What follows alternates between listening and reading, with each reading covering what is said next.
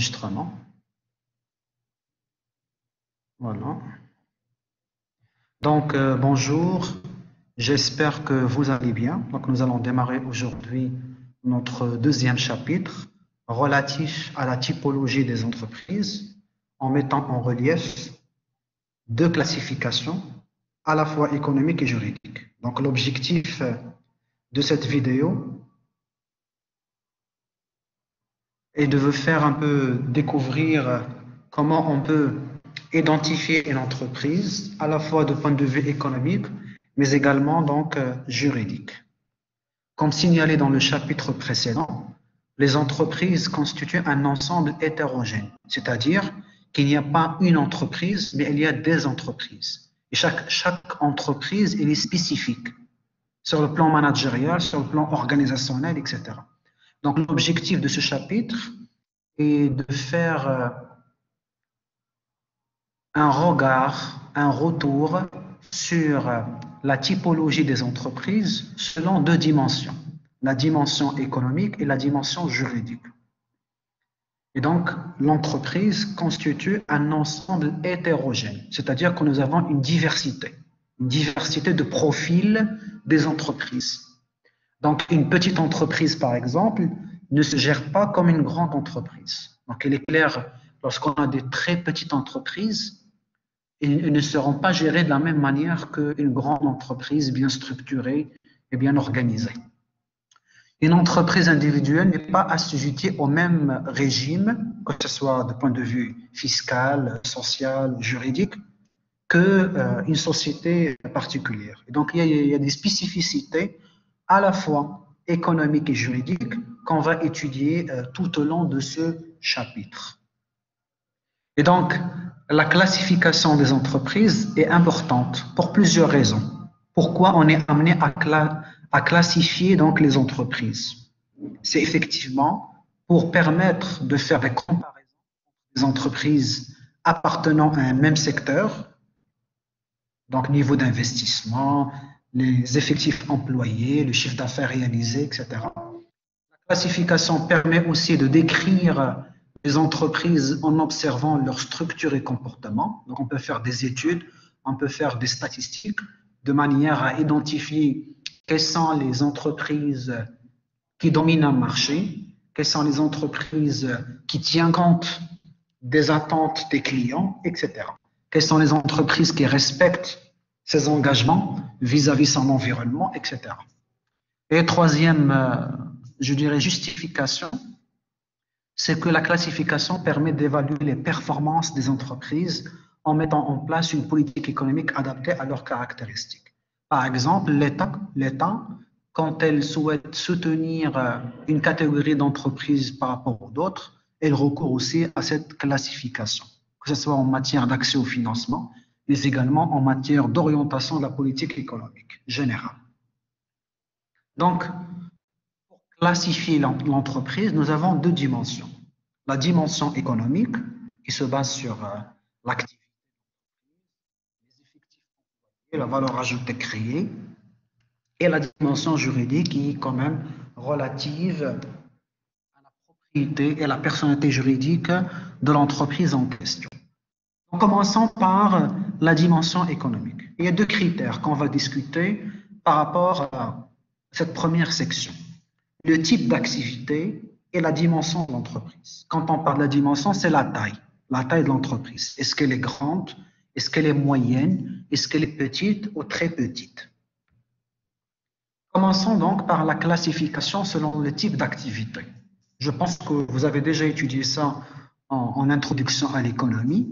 Donc, selon la nature de leur activité principale, les entreprises sont classées soit par secteur économique, soit par secteur d'activité, soit par branche d'activité ou filière d'activité. Donc, c'est ce qu'on va voir dans cette première section. On va voir comment on peut classifier les entreprises selon les secteurs économiques, selon les secteurs d'activité, selon les branches d'activité, mais également les filières d'activité. Commençons par les secteurs économiques. Naturellement, on distingue trois grands secteurs. Il y a le secteur primaire, qui regroupe les entreprises agricoles qui font de l'agriculture, donc les entreprises agricoles, la pêche maritime et la forêt.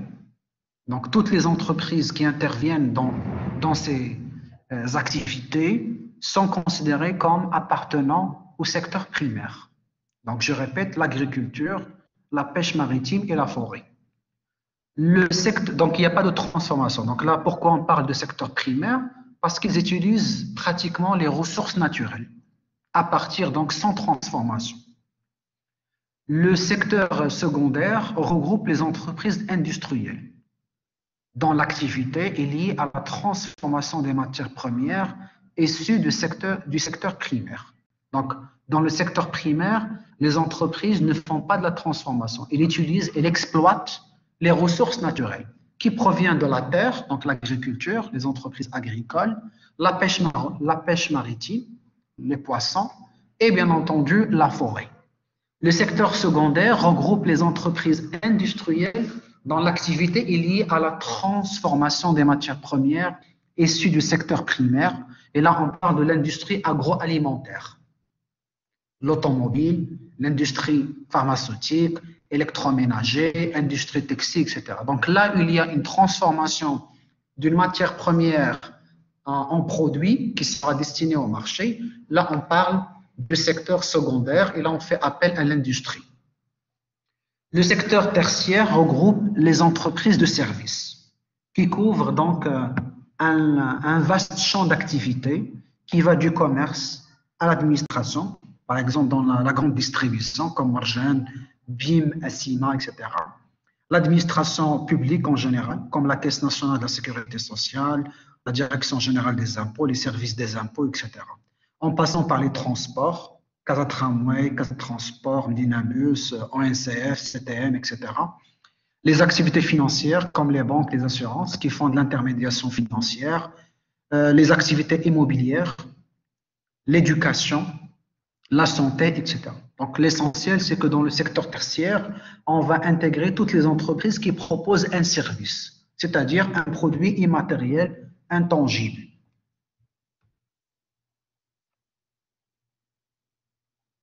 Donc, à partir de là, on distingue les entreprises selon leur appartenance à un secteur d'activité. Là, on parle du secteur automobile, secteur bancaire, secteur pharmaceutique, secteur agroalimentaire, secteur textile-habillement. Comment on va classifier ces entreprises? C'est en tenant compte de leur activité. Quelle est l'activité principale de l'entreprise? Par exemple, si on prend la BMCE, la BMCI, Tijara Bank, etc., ce sont des banques dont la mission principale est quoi? L'intermédiation financière. Ils collectent des dépôts et les transforment en crédit. Et donc là, la mission principale de ces structures est la réalisation de l'activité bancaire. Et donc là, on considère ces entreprises financières appartenant au secteur bancaire. Dans le secteur automobile, là, on fait référence à une activité particulière. C'est donc la fabrication, la production des automobiles, comme Renault, Peugeot, Citroën, etc. Secteur pharmaceutique, la même chose, agroalimentaire, qu'ils prennent donc les matières premières issues du secteur primaire et les transforment en produits, comme centrales laitières, Danone, etc. Donc bref, la première classification économique de l'entreprise tient compte du secteur économique. Là, on distingue le secteur primaire, secondaire et tertiaire. Primaire, c'est en relation avec l'agriculture, la pêche maritime et la forêt. Secondaire, c'est toute activité industrielle qui transforme la matière première.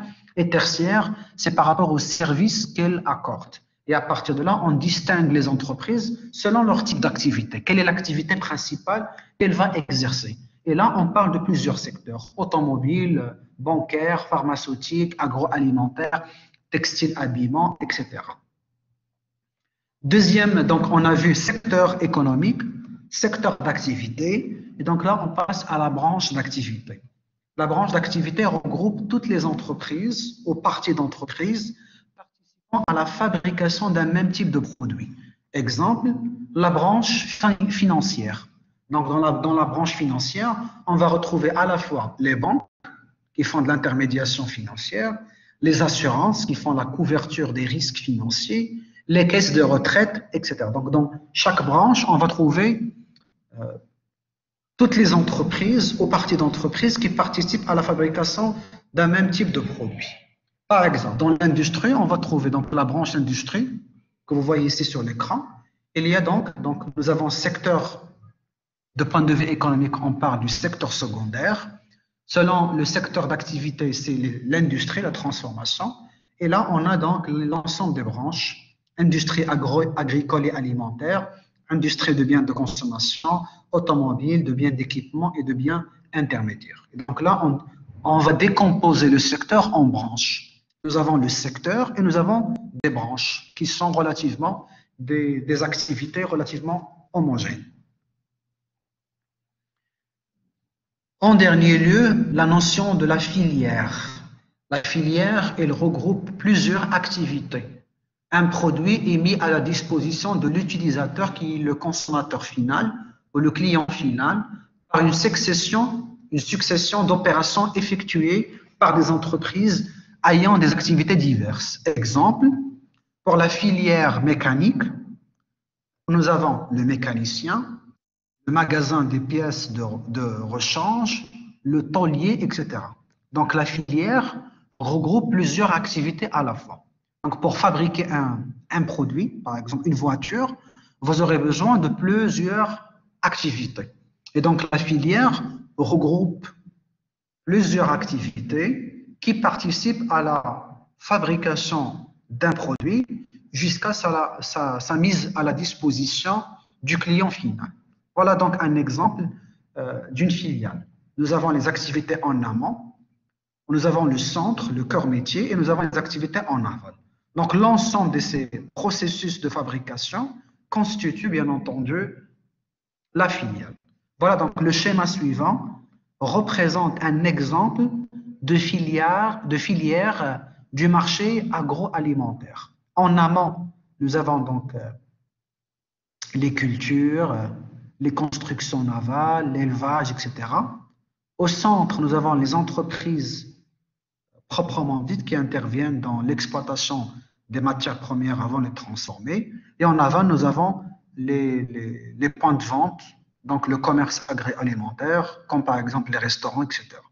Donc, dans ce processus, nous avons toutes les activités en amont, au centre et en aval qui participent à la production du bien et à la mise à la disposition de ce bien pour l'utilisateur qui est le client final. L'ensemble de ces activités, en amont et en aval, représentent donc la filière. Donc, je répète, par exemple, pour une filière mécanique, vous aurez besoin donc du mécanicien, du magasin de pièces de rechange, du tôlier, etc.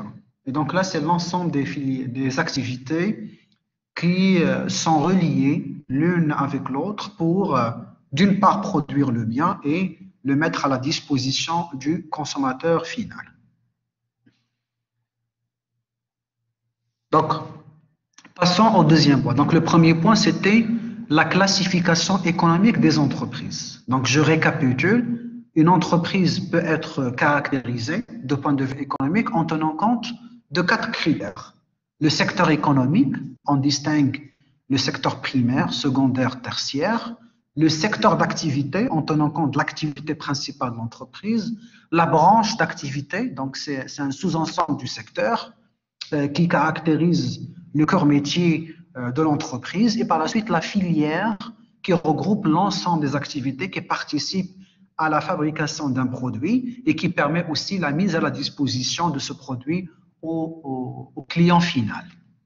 Deuxième section de ce chapitre, c'est la dimension, c'est la taille de l'entreprise. Comment on peut dire que cette entreprise est grande, elle est moyenne, elle est petite, elle est très petite? Sur quels critères? Nous avons donc plusieurs paramètres qui permettent de mesurer la taille de l'entreprise. Nous avons les effectifs, les capitaux propres, le chiffre d'affaires, la valeur ajoutée et le bénéfice net. Pour les effectifs, donc, les effectifs représentent le nombre de salariés employés ayant donc un contrat de travail avec l'entreprise. Donc, le nombre de salariés constitue un critère de classification de manière à distinguer la taille de l'entreprise entre les petites, les moyennes et les grandes structures. C'est un critère simple et facile à mesurer. Donc, c'est le nombre de salariés recrutés par un contrat de travail d'une manière permanente. Cependant, le classement par effectif doit être analysé avec prudence. Avec le développement de l'automatisation dans certaines entreprises de grande taille, donc cette automatisation a fait fondre les effectifs. Une entreprise peut donc être grande et fortement automatisée sans avoir un effectif important. C'est-à-dire que l'effectif à lui seul ne permet pas de mesurer, je dirais, l'ampleur ou la grandeur de l'entreprise. Parce qu'une entreprise peut être grande en termes de création de richesse, de création de valeur, tout en employant un petit effectif, grâce, entre autres, au développement de la digitalisation, de l'automatisation et du numérique. Donc là, ce critère à lui seul ne permet pas de caractériser la taille de l'entreprise. Il doit être combiné par d'autres facteurs. Les capitaux propres, donc ils mesurent les fonds apportés par les propriétaires. Cet indicateur permet d'apprécier la capacité de l'entreprise à se développer ainsi que son autonomie financière. D'ailleurs, dans la comptabilité générale, vous avez établi le bilan avec les deux parties, l'actif et le passif. Dans le passif, vous avez la classe 1, financement permanent. Dans le financement permanent, vous avez les capitaux propres. Les capitaux propres et puis les dettes de financement. Les capitaux propres représentent l'ensemble des ressources financières apportées par les propriétaires de l'entreprise. Vous avez le capital social, les réserves, le résultat de l'exercice, etc. Et donc, les capitaux propres sont très importants de point de vue financier parce qu'ils permettent de renseigner sur le degré d'autonomie financière. Plus les capitaux propres sont importants, plus l'entreprise aura la capacité à utiliser ses propres ressources pour répondre à ses propres besoins de financement. D'où l'importance de ce critère que vous allez étudier et analyser en comptabilité générale parce qu'il renvoie à la santé financière de l'entreprise et son équilibre. Donc, les capitaux propres doivent être plus importants que les dettes, effectivement, pour pouvoir dire que l'entreprise se porte bien et qu'elle est autonome sur le plan financier. Troisième critère, c'est le chiffre d'affaires. Donc, il mesure la valeur des ventes réalisées par une entreprise sur une période donnée. Donc, il est calculé en multipliant la quantité des produits vendus par leur prix unitaire. Donc, chiffre d'affaires égale quantité des produits vendus, quantité des ventes, fois multiplié par le prix unitaire de chaque produit. Ce critère permet donc des comparaisons entre les concurrents. Donc, on va voir quel est le chiffre d'affaires réalisé par l'entreprise en la comparant avec les concurrents. Et par la suite, on peut même classer quel est le leader du secteur. C'est l'entreprise qui réalise le chiffre d'affaires le plus important. Et à partir de là, on peut calculer donc ce qu'on appelle la part de marché. Donc, le chiffre d'affaires permet aussi de mesurer la part de marché de l'entreprise. C'est quoi la part de marché? C'est le chiffre d'affaires global du secteur rapporté au chiffre d'affaires de l'entreprise. Et là, on calcule en pourcentage. Donc, part de marché égale un rapport chiffre d'affaires de l'entreprise par rapport au chiffre d'affaires du secteur. Le chiffre d'affaires du secteur, c'est quoi? C'est la somme des chiffres d'affaires des entreprises appartenant au même secteur.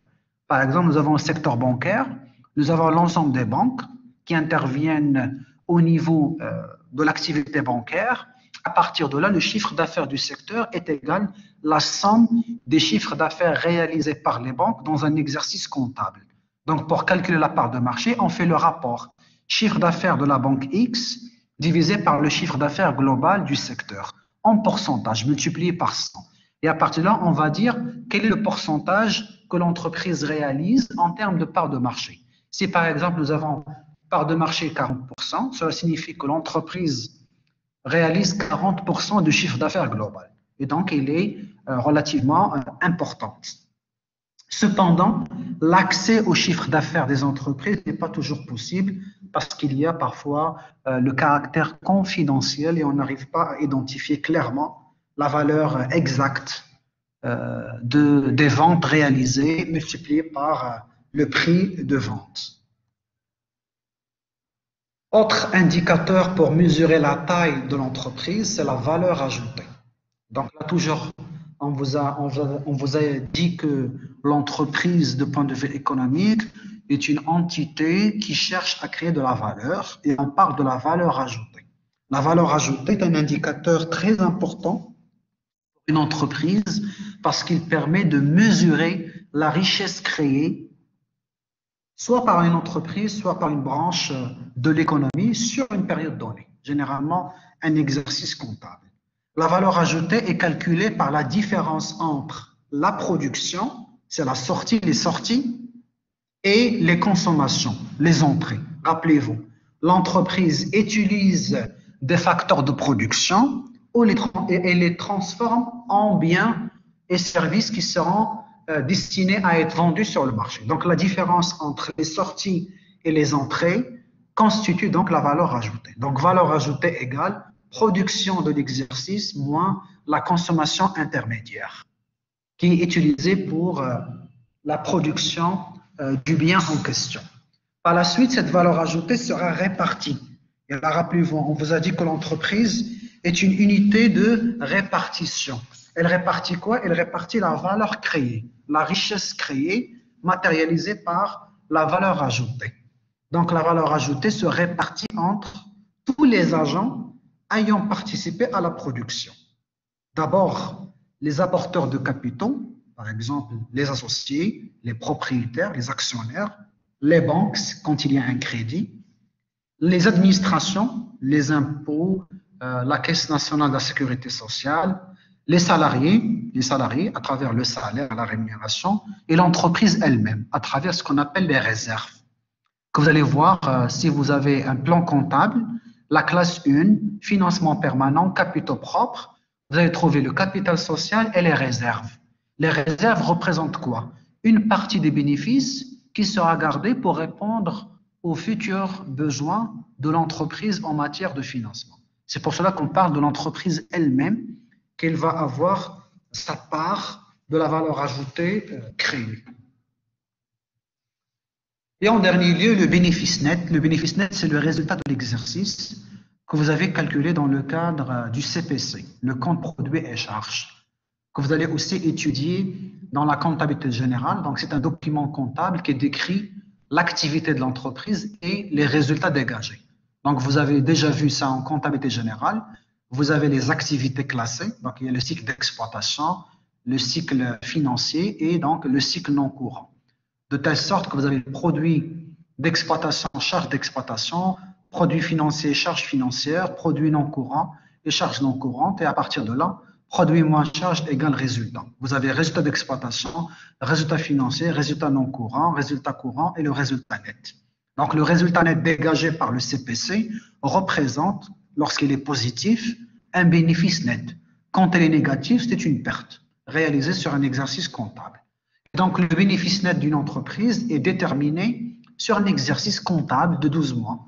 Généralement, le 1er janvier au 31 décembre, c'est le résultat net de l'activité économique de l'entreprise lorsque ce dernier est positif. Bien sûr, quand il est négatif, il représente une perte. Elle est égale à la différence constatée sur une période entre, d'une part, les produits et, d'autre part, les charges. Et là, vous avez, comme je vous ai dit, des résultats d'exploitation financiers et non courants auxquels s'ajoute donc l'impôt. Donc, vous avez un résultat brut, moins l'impôt sur les sociétés, vous avez le résultat net d'impôt. Et donc, ce résultat détermine ce qui peut être partagé entre les actionnaires, ce qu'on appelle la distribution de dividendes, et de l'entreprise, à travers la mise en réserve d'une partie du bénéfice en question. À partir de là, on peut donc classer ou classifier les entreprises selon leur taille.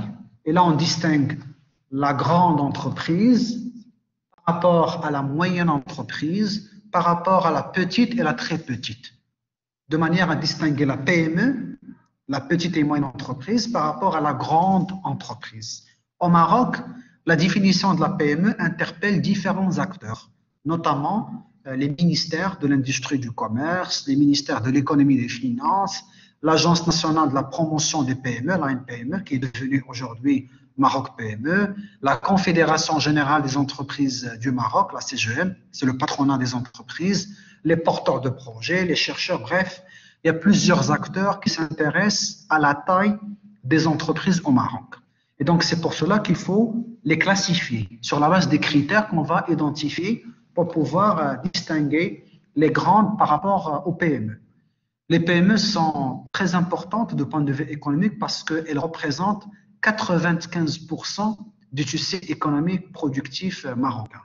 C'est-à-dire 85% des entreprises qui opèrent sur le Maroc, sur l'économie marocaine, sont de taille PME, petite et moyenne entreprise. Donc actuellement, la version finale de la nouvelle définition de la PME au Maroc tient compte du seul critère du chiffre d'affaires et fait abstraction du nombre de ses employés. Donc auparavant, on combinait le critère de chiffre d'affaires avec celui de l'effectif des salariés. Donc dorénavant, actuellement, au Maroc, pour classifier ou classer les entreprises, on tient compte uniquement du critère de chiffre d'affaires. Donc au Maroc, selon le dernier rapport du ministère de l'économie et des finances et de l'ANPME, l'Agence nationale pour la promotion des PME, on classe les entreprises au Maroc selon le chiffre d'affaires. Et à partir de là, est considéré comme PME les entreprises ayant réalisé le chiffre d'affaires selon les trois classes suivantes. Nous avons la très petite entreprise, comme vous voyez sur l'écran, très petite entreprise dont le chiffre d'affaires est inférieur à 3 millions de dirhams, la petite entreprise où le chiffre d'affaires est compris entre 3 millions et 10 millions de dirhams, la PME proprement dite, la moyenne entreprise, est entre 10 millions et 175 millions de dirhams. Au-delà de 175 millions de dirhams, l'entreprise sera considérée comme étant grande. Donc voilà comment on distingue l'entreprise du point de vue économique. D'abord, le secteur économique, ensuite le secteur d'activité, la branche d'activité et enfin la filière d'activité. Par la suite, nous avons vu quels sont les indicateurs qui peuvent mesurer la dimension économique de l'entreprise, c'est-à-dire la taille, pour distinguer la grande, la moyenne, la petite et la très petite, selon plusieurs critères. Nous avons vu les effectifs, les capitaux propres, le bénéfice net, le chiffre d'affaires, la valeur ajoutée. Et on vous a dit qu'au Maroc, officiellement, on va classifier ou distinguer les entreprises sur la base de leur chiffre d'affaires réalisé. Le chiffre d'affaires correspond à quoi? La quantité vendue des produits fois le prix unitaire de chaque produit. Et à partir de là, on distingue 4 classes. Très petite entreprise entre moins chiffre d'affaires inférieur à 3 millions de dirhams. Petite entreprise, chiffre d'affaires compris entre 3 et 10 millions de dirhams. PME, moyenne entreprise entre 10 millions et 175 millions de dirhams. Et au-delà de 175 millions de dirhams, l'entreprise sera considérée comme étant grande entreprise. Donc voilà grosso modo les critères qui permettent de dresser une typologie économique des entreprises de manière à distinguer leur dimension économique et leur taille. Pour la France, c'est pratiquement la même chose, donc on utilise les mêmes indicateurs, le chiffre d'affaires et les effectifs employés. Passons donc à la deuxième dimension. La deuxième dimension, elle est juridique. Sur le plan juridique, une première distinction peut être faite en 3 types d'entreprises. Et donc là, on distingue les entreprises privées, les entreprises publiques et les entreprises semi-publiques. Les entreprises privées sont des structures contrôlées par des personnes privées, donc qui n'appartiennent pas à l'État. Ça peut être des individus, des personnes physiques, comme ça peut être des institutions, je dirais, privées. Donc ce sont des organisations à capitaux privés, donc le capital social que vous avez enregistré en comptabilité à la classe 1, le capital social qui représente l'ensemble des apports des associés, des propriétaires. Elle est donc issue du secteur privé ou des personnes privées, que ce soit des individus, des personnes physiques ou morales, c'est-à-dire des institutions. Ces entreprises ne dépendent pas de l'État, donc elles sont indépendantes. C'est les entreprises que vous voyez dans votre environnement, les banques, les grandes distributions, etc. Donc là, ce sont vraiment des entreprises privées ayant un capital privé, c'est-à-dire un capital qui a été constitué par des personnes privées, que ce soit des individus ou des organisations. Ces entreprises ne dépendent pas de l'État, par différence aux entreprises publiques. Les entreprises publiques sont contrôlées par l'État parce qu'ils détiennent la majorité ou la totalité du capital social, comme par exemple l'ONCF, l'ONDA, l'Office national des aéroports, l'ONP, l'Office national des ports, l'Office national du tourisme, l'Omran, la douane, la CNSS, l'ANAPEC, etc. Donc, ce sont toutes des entreprises où le capital social est détenu totalement ou par majorité par l'État. Alors que les entreprises privées, leur capital est détenu majoritairement ou totalement par des entreprises privées, des personnes privées, physiques ou morales. Morales renvoie à des organisations. Et en dernier lieu, on distingue les entreprises semi-publiques. Ce sont des sociétés mixtes où le capital il est à la fois détenu par des personnes privées, mais également par l'État. C'est pour cela qu'on parle des entreprises semi-publiques, parce que le capital il est mixte, à la fois entre des personnes privées ou par l'État. Quelle que soit l'activité envisagée dans le secteur privé, le créateur d'entreprise qui souhaite démarrer son nouveau projet doit choisir une forme juridique pour son entité. Et c'est pour cela qu'on parle de la dimension juridique, parce qu'il y a des formes juridiques qui permettent de distinguer les entreprises au Maroc et même ailleurs, à travers ce qu'on appelle aujourd'hui le droit des sociétés. Donc, il y a plusieurs textes et lois qui permettent d'identifier ces formes juridiques. Nous avons le Code de commerce, la loi numéro 1795 sur les sociétés anonymes, la loi 2410 sur les autres sociétés commerciales. Et donc, le créateur d'entreprise, donc l'entrepreneur, celui qui veut créer son entreprise, doit choisir tout simplement entre être seul ou accompagné. C'est-à-dire, il va être lui-même l'auto-entrepreneur, donc l'entrepreneur individuel, propriétaire, ou bien il est accompagné, c'est-à-dire il va créer avec d'autres personnes. Et là, nous avons donc une équipe d'entrepreneurs qui vont collectivement créer l'entreprise. Et donc, ce créateur a le choix entre être seul ou accompagné, être en individuel, en société, c'est-à-dire en collectif, créer ou reprendre une entreprise, personne physique ou personne morale. Selon donc ses besoins et ses moyens, elle doit choisir une forme juridique, soit une entreprise individuelle lorsqu'il est seul, soit une société quand il est avec d'autres personnes.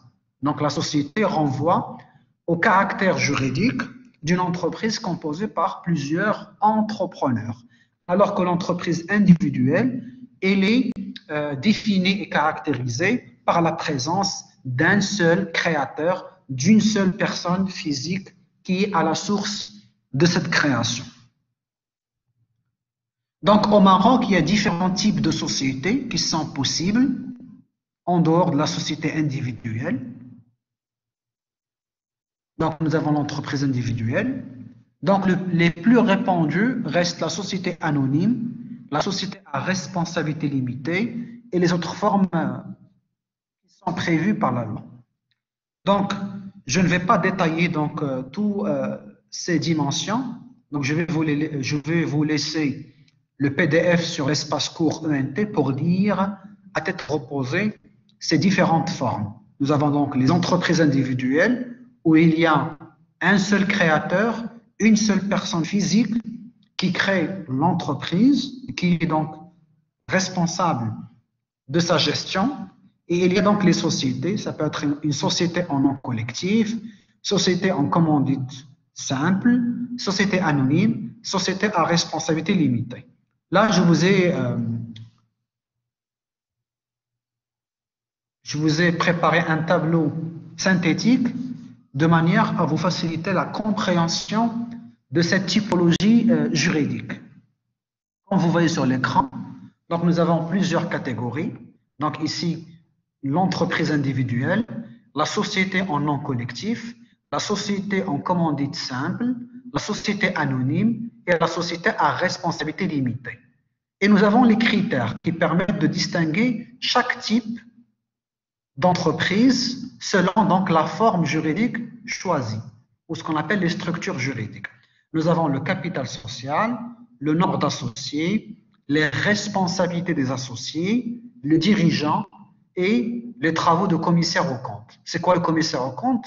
C'est l'expert comptable qui va certifier la comptabilité de l'entreprise. Comme vous avez vu en comptabilité générale, la comptabilité a pour but l'image fidèle, c'est-à-dire que le bilan, le CPC et les documents comptables doivent refléter la réalité économique de l'entreprise en évitant la fraude, la manipulation, la falsification des données et des informations comptables. Et pour cela, on exige ce qu'on appelle un commissaire aux comptes. C'est un expert comptable qui va certifier les comptes pour dire effectivement le bilan, le CPC qui est présenté par l'entreprise reflète son image fidèle, c'est-à-dire sa réalité économique sans falsification, sans fraude, sans tricherie. Donc là, on va distinguer les différentes structures juridiques en fonction de ces critères. Donc, pour l'entreprise individuelle, donc nous n'avons pas de capital social, donc il n'y a pas de notion de capital social. Donc, vous pouvez créer une entreprise même à partir de 0 dirham. Le nombre d'associés, il est 1. Donc, nous avons une seule personne, un seul créateur. La responsabilité de ce créateur, elle est totale et indéfinie sur les biens de l'entreprise. Donc, il y a une confusion entre ce qui appartient à la personne et ce qui appartient à l'entreprise. Donc, pour le dirigeant, nous avons un seul entrepreneur individuel qui gère l'entreprise et qui est responsable de cette entreprise. Et de point de vue juridique, lorsque vous allez choisir l'entreprise individuelle, il n'y a pas l'obligation de certifier les comptes. Donc, vous n'êtes pas obligé de demander l'avis d'un expert comptable pour certifier les comptes. Passons à la deuxième forme. Donc, la société en nom collectif. Donc, le capital il est librement fixé par les associés. Nous avons 2 associés au minimum pour pouvoir valider ce statut. Société en nom collectif, vous devez au moins être à 2. Sinon, vous avez donc la liberté de choisir autant de personnes avec lesquelles vous souhaitez créer l'entreprise. Le capital social est librement fixé par les associés, donc il n'y a pas une tranche, il n'y a pas vraiment une somme exigible. Donc, vous voulez créer avec n'importe quelle somme que vous souhaitez. Ici, les associés sont solidaires et responsables par rapport aux dettes. Donc, en cas de problème, quand il y a une dette à payer, cette dette est la responsabilité de l'ensemble des associés qui créent donc l'entreprise. Les dirigeants qui gèrent l'entreprise, tous les associés, normalement, sont considérés comme des gérants, sauf si elles décident entre eux de déléguer à quelqu'un donc la gestion de l'entreprise. Donc, sauf stipulation des statuts. Donc, les associés entre eux vont négocier et vont se concerter pour désigner un dirigeant ou des dirigeants. Mais en principe, de point de vue juridique, tous les associés ont le statut d'un gérant. Pour les travaux de commissaire aux comptes, ils ne sont pas obligatoires que lorsque le chiffre d'affaires réalisé sur un exercice comptable est supérieur à 50 millions de dirhams. 50 millions de dirhams. Lorsque la société réalise un chiffre d'affaires annuel supérieur ou égal à 50 millions de dirhams, les travaux de commissariat aux comptes deviennent obligatoires. C'est-à-dire, à ce seuil, l'entreprise doit faire appel à un expert comptable pour certifier ses comptes. Pour la société en commandite simple, la même chose, nous avons un capital social librement fixé par les associés. Donc, il n'y a pas vraiment une somme obligatoire que vous devez avoir pour créer l'entreprise en termes de capital social. Le nombre d'associés est également fixé au minimum de 2, donc 2 ou plus, selon donc la convenance des associés, créateurs d'entreprise. Pour les responsabilités, là, on distingue les associés commandités et les associés commanditaires. Les associés commandités, ce sont eux qui participent à la gestion de l'entreprise. Et par conséquent, ils sont solidaires aux dettes sociales. Alors que les associés commanditaires, ils font qu'une participation au capital sans intervention dans la gestion. Donc, au niveau de la société en commandite simple, nous avons 2 types d'associés. Il y a les associés commandités qui participent à la gestion de l'entreprise et donc ils sont solidaires aux dettes sociales. Donc, en cas de dette, ils doivent eux-mêmes assumer la responsabilité de remboursement. Alors que les associés commanditaires ne supportent les pertes qu'à concurrence de leur apport parce que ce sont des associés qui n'interviennent pas au niveau de la gestion de l'entreprise et par conséquent, ils n'assument pas de responsabilité limitée. Donc, la responsabilité est limitée à leur apport, à leur contribution au capital social. S'ils ont, par exemple, 20% du capital social, donc la responsabilité elle est limitée au seuil de 20% du capital social. Alors que les autres associés commandités, ils ont une responsabilité totale et indéfinie sur les dettes sociales dégagées par l'entreprise. Qui dirige donc l'entreprise? Ce sont effectivement les associés commandités, alors que les associés commanditaires ne participent pas à la gestion d'entreprise, sauf bien sûr stipulation contraire des statuts en fonction des négociations internes entre les associés de l'entreprise. Et les travaux de commissariat aux comptes ne sont pas obligatoires. Quatrième forme juridique, c'est la société anonyme. C'est la forme la plus répandue au Maroc. C'est la société anonyme et la société à responsabilité limitée. Pour la société anonyme, la loi exige un minimum de 3 millions de dirhams, 3 millions de dirhams pour créer une entreprise sous la forme d'une société anonyme. Le capital social minimum, il doit avoir 3 millions de dirhams si la société fait appel à l'épargne publique, c'est-à-dire l'entreprise est cotée en bourse. Et de 300 000 dirhams si l'entreprise n'est pas cotée. Donc, par rapport à la bourse, l'introduction à la bourse de Casablanca. Le minimum pour créer une société anonyme, c'est d'avoir 5 associés.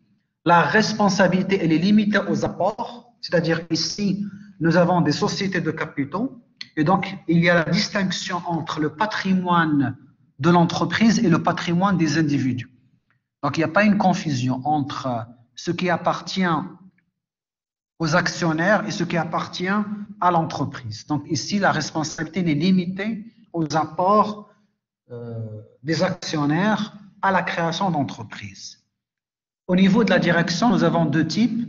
La société anonyme à conseil d'administration. Donc, on peut désigner un conseil d'administration qui va assurer la gestion et le pilotage de l'entreprise, ou bien société avec 2 organes, le directoire et le conseil de surveillance. Par conséquent, les travaux de commissariat aux comptes sont obligatoires. C'est-à-dire, dans le cas de la société anonyme, l'entreprise est tenue obligatoirement de certifier ses comptes en faisant appel à un expert comptable. Et en dernier lieu, la société à responsabilité limitée, donc le capital minimal n'est plus exigible selon la loi 2410, donc nous n'avons pas d'exigence spécifique en matière du capital social minimum à créer. Entre les associés, vous avez donc un intervalle de 1 associé jusqu'à 50 pour avoir le droit à la forme juridique société à responsabilité limitée. Comme son nom l'indique, la responsabilité des associés elle est limitée aux apports des associés. Qui dirige cette société à responsabilité limitée? nous avons un gérant ou des gérants associés ou un tiers, c'est-à-dire un salarié de l'entreprise. On peut mandater un salarié qui va gérer l'entreprise. Donc, nous avons les deux possibilités. Soit à ce qu'un des associés sera considéré comme gérant, ou bien on va mandater un salarié, un tiers, un salarié, qui va donc diriger l'entreprise sous le contrôle des associés. Et là encore, la certification des comptes est obligatoire, de telle sorte à ce que la comptabilité reflète l'image et la réalité économique de l'entreprise. Donc voilà, grosso modo, quelques caractéristiques relatives aux principales structures juridiques préconisées par le droit marocain des sociétés et qui permettent de distinguer les entreprises selon leur forme juridique. Donc je récapitule, sur le plan juridique, dans le cadre de la dimension juridique de l'entreprise, il y a deux choses. Il y a d'abord la structure de propriété du capital, en distinguant les entreprises privées dont le capital social est détenu par des personnes privées, physiques ou morales, des individus ou de structures. Nous avons les entreprises publiques dont le capital social est détenu majoritairement ou totalement par l'État. Et là, on parle d'entreprises publiques, puisqu'ils sont contrôlés par l'État. Et enfin, les entreprises semi-publiques, dont le capital social est mixte. Il y a à la fois la participation de l'État, mais également des personnes physiques, individus ou structures. Ce qu'on appelle personnes physiques ou personnes morales. Ça, c'est par rapport au premier critère qui renvoie à la propriété du capital, pour distinguer l'entreprise privée, publique, semi-publique. Deuxième critère, dans le cadre de la dimension juridique pour caractériser et identifier les entreprises, c'est la structure juridique, la forme juridique. Et là, je vous ai dit que, en tenant compte du droit marocain des sociétés, généralement, nous avons 5 principales formes juridiques. L'entreprise individuelle, la société en nom collectif, la société en commandite simple, la société anonyme, la société à responsabilité limitée. Et le tableau que vous voyez sur l'écran résume, synthétise les principales caractéristiques des formes juridiques de chaque type d'entreprise selon le capital social exigible, le nombre d'associés, les responsabilités des associés, la direction, la gestion de la société et l'obligation ou pas de faire appel à un commissaire aux comptes pour certifier les documents comptables. Donc, je vais m'arrêter pour revenir sur vos questions, vos remarques, pour pouvoir répondre à vos commentaires. Donc, je vous écoute si vous avez des questions à ce niveau.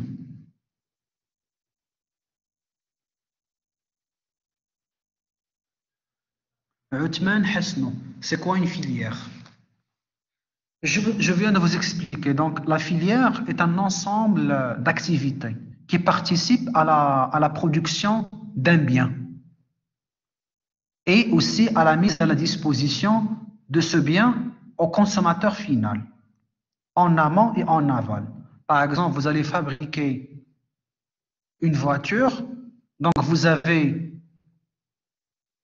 les activités en amont, l'industrie de câblage, l'industrie spécifique, les activités spécifiques à la production des moteurs, des accessoires, et en aval, vous avez les points de vente qui permettent la commercialisation des voitures.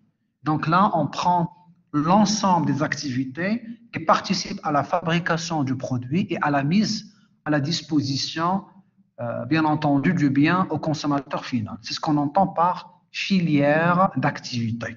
Je vous ai donné tout à l'heure l'exemple de la filière de l'industrie agroalimentaire, mais également de la filière mécanique, à travers la présence du mécanicien, du magasin des pièces de rechange, le tôlier, etc. Donc, c'est l'ensemble des activités qui participent à la fabrication d'un même bien.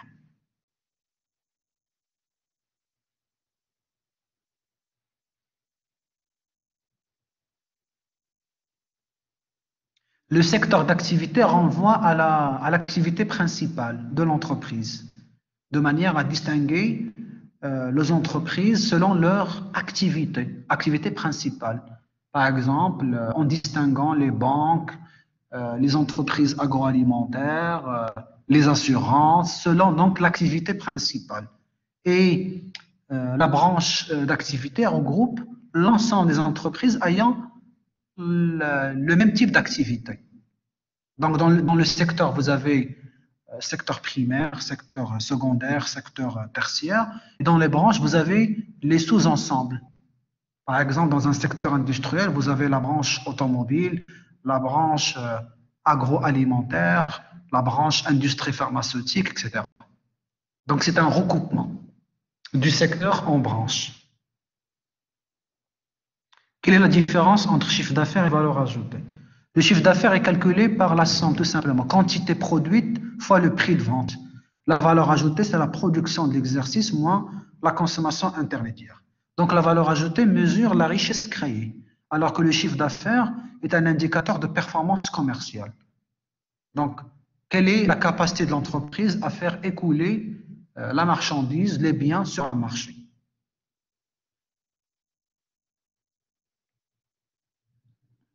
La création d'une entreprise, effectivement, nécessite deux choses. Le capital social et le statut social, c'est-à-dire la forme juridique que vous allez accorder à l'entreprise. Et donc, pour distinguer les entreprises de point de vue juridique, on fait appel aux critères de la propriété du capital social, mais également la forme juridique que vous allez utiliser et que vous voyez sur l'écran. Nous avons 5 principales formes juridiques avec les caractéristiques suivantes. En matière de capital social, nom d'associé, responsabilité des associés, le mode de gestion et l'obligation ou pas de travaux de commissariat aux comptes. Bouchra, il n'a pas compris le bénéfice net. Le bénéfice net, c'est le résultat de l'exercice que vous avez calculé en comptabilité à travers l'établissement du CPC, le compte produit et charges. Si vous avez un plan comptable, je vous conseille de l'ouvrir. Vous avez la structure du CPC, le compte produit et charges. Vous avez l'ensemble des produits et l'ensemble des charges, à la fois d'exploitation, financier et non courant. Et à partir de là, vous avez le résultat final, le résultat net, en tenant compte de l'impôt que vous devez payer à l'administration fiscale. Le résultat net, quand il est positif, il renvoie à un bénéfice, à un gain que vous avez réalisé sur un exercice comptable. Quand il est négatif, cela signifie que vous avez une perte réalisée sur un exercice donné. Le bénéfice est un gain parce qu'il renvoie à un résultat positif, alors que la perte renvoie à un résultat négatif. PME, PMI, PME c'est petite et moyenne entreprise. PMI c'est petite et moyenne industrie. C'est spécifique au secteur industriel. Donc ici, l'objectif est de distinguer la taille de l'entreprise en tenant compte des critères, des indicateurs que nous avons discutés. Chiffre d'affaires, valeur ajoutée, effectif, capitaux propres, etc. Donc, effectivement, la typologie de l'entreprise est basée sur deux dimensions. La dimension économique qui tient compte du secteur, de la branche, de la filière, et la dimension juridique qui tient compte de la propriété du capital et de la forme juridique. Ce sont donc les objectifs du deuxième chapitre relatifs à la typologie de l'entreprise, à la fois de point de vue économique, mais également juridique. Quand on a des sociétés de personnes, effectivement, on parle de part de marché, ou part sociale, excusez-moi.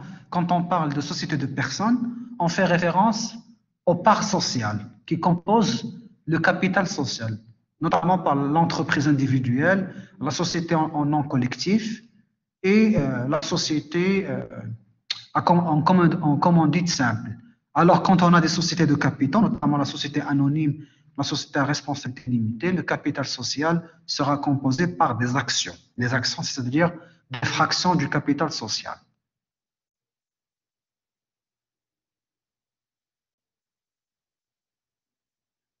Oui, le commandité, l'associé commandité est une personne ayant la qualité de commerçant. Donc là, il participe au capital social, mais également à la gestion de l'entreprise. Alors que l'associé commanditaire, il détient uniquement des parts sociales qui représentent une proportion du capital social. Par conséquent, les associés commanditaires ne participent pas à la gestion et ils ont donc une responsabilité limitée à leur apport, c'est-à-dire à la valeur des parts sociales qui ont donc acheté ou constitué dans le cadre de leur contribution au capital social. Younes, bénéfice net égale total actif moins total passif. Non, pas forcément. Le bénéfice net, il est calculé sur la base du CPC, principalement. Vous pouvez prendre l'approche bilan entre deux exercices, exercice N-1 et exercice N. Donc, effectivement, en comparant l'évolution du bilan de l'exercice 1 et l'exercice 2, sous hypothèse que les autres éléments n'ont pas été modifiés, l'évolution peut être appréhendée par le bénéfice net. Mais c'est une approche qui est rarement appliquée. Souvent, de point de vue comptable, le bénéfice net est calculé à partir du CPC, le compte produit et charges. Chaque exercice comptable, vous devez élaborer le CPC pour identifier la valeur du résultat dégagé sur un exercice comptable. Oussama Rahmani, s'il vous plaît, monsieur, veuillez enregistrer la séance. Je vais l'enregistrer, mais à condition de ne pas reprendre les mêmes comportements. Parce que comme je vous ai dit, je n'ai pas autorisé la diffusion de ma vidéo sur les réseaux sociaux. Donc là, j'ai utilisé ma chaîne YouTube juste pour faciliter le stockage des vidéos.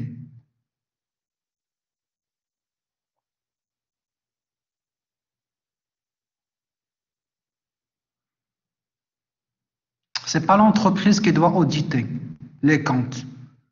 Le commissaire aux comptes est une personne externe, c'est un consultant externe qui vient pour vérifier la comptabilité. Donc, il contrôle la comptabilité de l'entreprise de manière à vérifier est-ce que l'information comptable reflète la réalité. C'est ce que vous avez appelé en comptabilité générale l'image fidèle, c'est-à-dire le bilan, le CPC et les autres documents comptables doivent refléter la réalité économique sans aucune falsification ou fraude.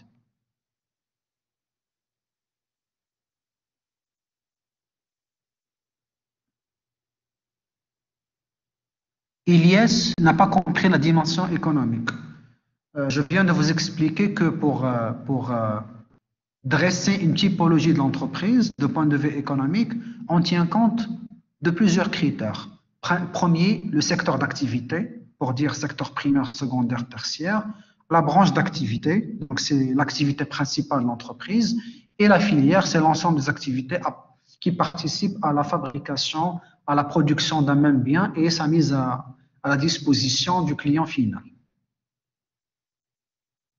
SNC, c'est la société en nom collectif. Le nom, machine nom, N-O-N. Le nom, N-O-M. Société en nom collectif. Je vais l'écrire en commentaire sur le chat pour pouvoir. Voilà, société en nom collectif. Vous allez le retrouver sur le support PDF. Et SCS, c'est la société, je vais l'écrire aussi en commentaire, société en commandite. Société commandite simple.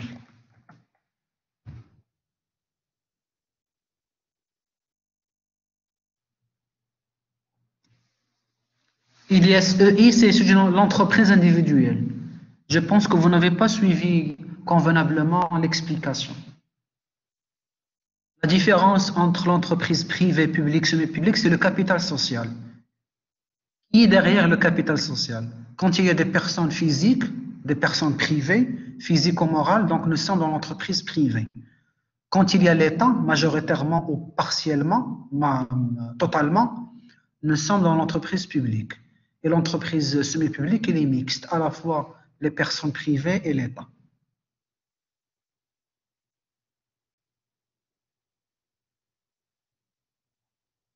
Voilà, l'entreprise semi-publique, ce sont des entreprises où le capital il est constitué à la fois par des participations des personnes privées et de l'État.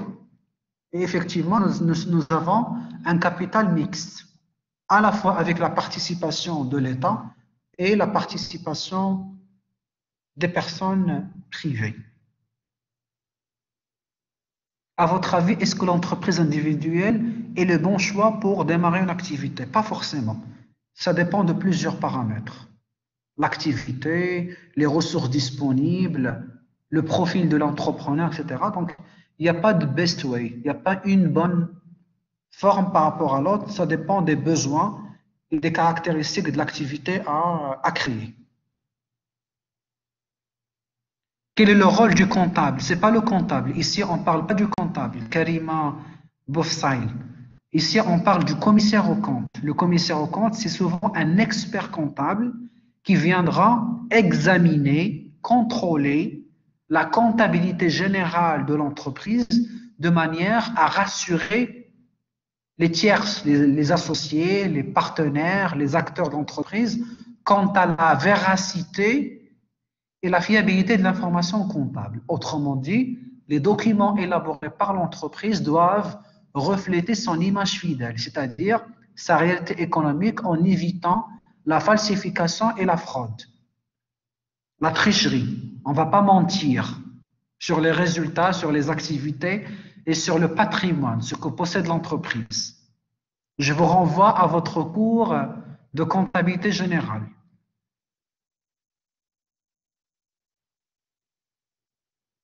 Boshra Semlali, vous devez prendre des notes. Vous devez télécharger un dictionnaire économique pour pouvoir s'approprier le jargon, le vocabulaire économique. Et effectivement, parmi les objectifs du module Management 1, c'est de vous initier au monde de l'entreprise. Nous avons démarré par un premier chapitre où nous avons essayé de définir le concept du management et le concept de l'entreprise. Et le chapitre 2 a pour vocation de vous faire découvrir la typologie des entreprises. Parce qu'effectivement, l'entreprise est un ensemble hétérogène. C'est-à-dire qu'il y a plusieurs profils d'entreprises. Sur le plan économique, les entreprises se caractérisent selon plusieurs critères, le secteur, la branche, la filière. Sur le plan juridique, l'entreprise se définit selon d'abord la propriété du capital et la forme juridique qu'elle adopte. Nous avons aussi distingué la taille de l'entreprise en distinguant les principaux indicateurs, les effectifs employés, les capitaux propres, le bénéfice net, la valeur ajoutée.